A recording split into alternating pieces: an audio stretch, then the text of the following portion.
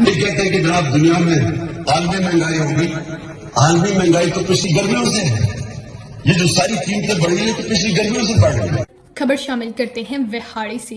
ملک بھر کی طرح وہاڑی میں بھی چیئرمین تحریک انصاف عمران خان کی کال پر طاہر اقبال چودھری سابق MNA اور ٹکٹ ہولڈر زاہد اقبال چودھری کی قیادت میں عوامی مرکز کے باہر احتجاج کیا گیا، جس میں کارکنوں کی بڑی تعداد نے شرکت کی. احتجاج مہنگائی اور پیٹرول، بجلی و گیس اور دیگر اشیاء ضروریہ کی قیمتوں میں ہوشربا اضافے کے خلاف کیا گیا.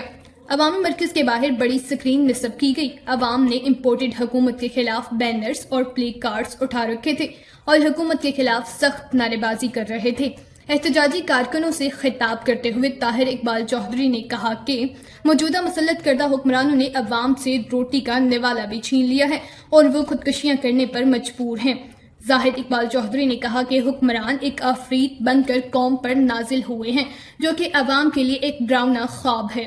انہوں نے کہا کہ مقتدر حلقوں اور پاکستان کے کرتا دھرتاؤں کو چاہیے کہ فوری طور پر ملک میں آزادانہ، شفاف، غیر جانبدارانہ الیکشن کروا کر اقتدار منتخب عوامی حکومت کے سپرد کر دیں تاکہ وطن عزیز سے غربت، مہنگائی، بے روزگاری اور لاقانونیت کا خاتمہ ہو سکے. دریں اثنا برے والا سے یاسر علی جٹ کی رپورٹ کے مطابق تحریک انصاف کے رہنما سردار خالد نثار ڈوگر اور دیگر کی قیادت میں عوام نے بھرپور احتجاج کیا اور عمران خان کے شانہ بشانہ چلنے اور ہمیشہ ساتھ دینے کے عزم کا اعادہ کیا.